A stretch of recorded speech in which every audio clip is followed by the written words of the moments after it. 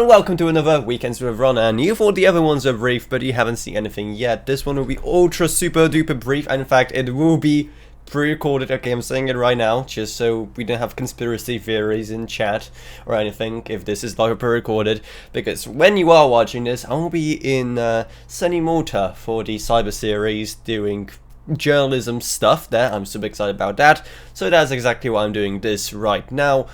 And really, there's only one topic that we could really talk about today. Nintendo have gone after Yuzu.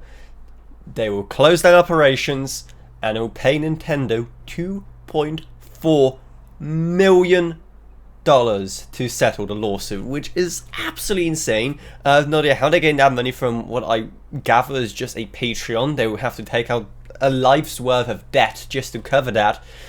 But unfortunately, it isn't just Yuzu, it's also the semi-related 3DS emulator Citra as well. Which, okay, we might point and laugh and be angry at Nintendo for going after piracy on the current gen console, but it's their prerogative. As annoying as it is, you cannot argue that it didn't cause them many millions of dollars in, maybe not damages, but it lost revenue by people just pirating the games.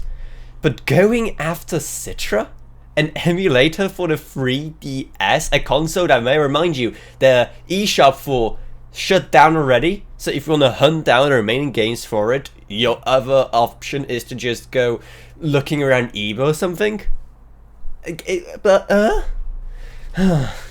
If you thought that there is no way to make Nintendo more hateable, there you have it.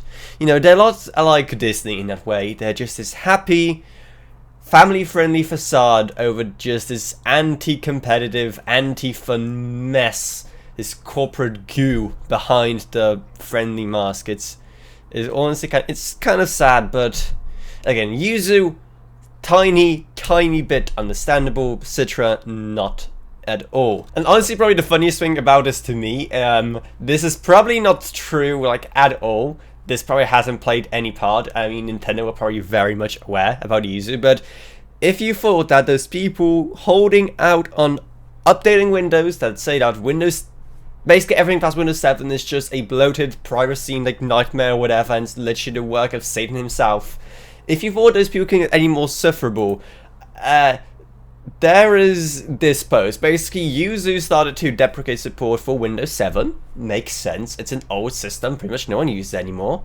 And then one person apparently got so mad, he found 93 Nintendo-related email addresses, which he emailed about Yuzu to try and get him shut down. Again, this probably has no impact on what happened. I mean, Nintendo lawyers were already apparently in Yuzu's Discord, and they were seeing what's going on, seeing the people sharing ROMs of the game and whatnot on their inside. So it would probably happen regardless, but I just think it's funny. Now, is this actually going to affect anything?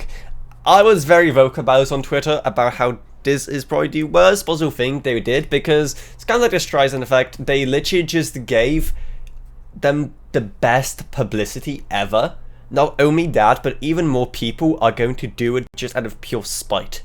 So it's kind of a lose-lose situation for Nintendo, right? If they don't go after them, they'll be losing out plenty of money and revenue by people just pirating their games.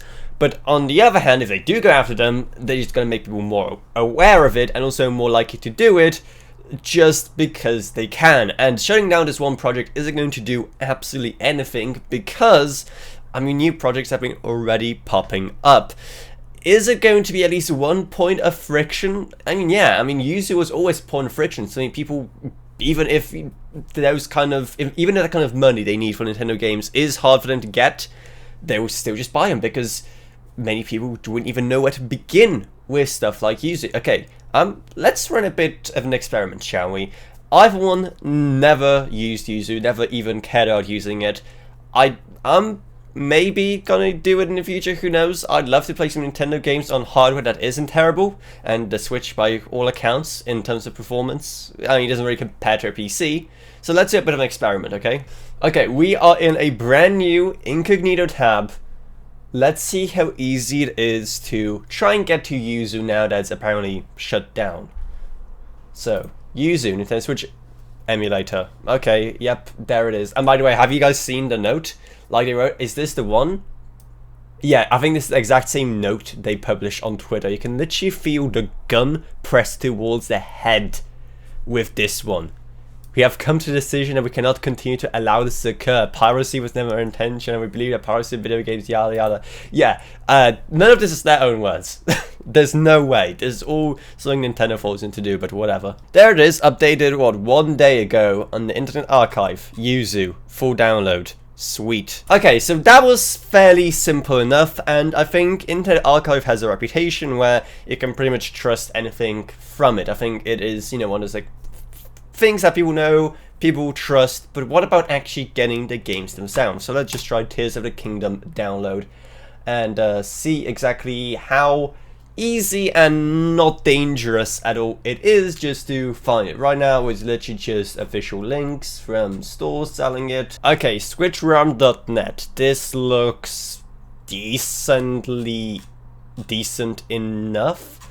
Let's what do I even start with here? So, okay, clearly it's not that hard, and there's already so many forks out there that even if it creates some initial friction, I think people eventually gravitate back to it, and again, it just gave Yuzu and other emulators like it the best possible advertising campaign.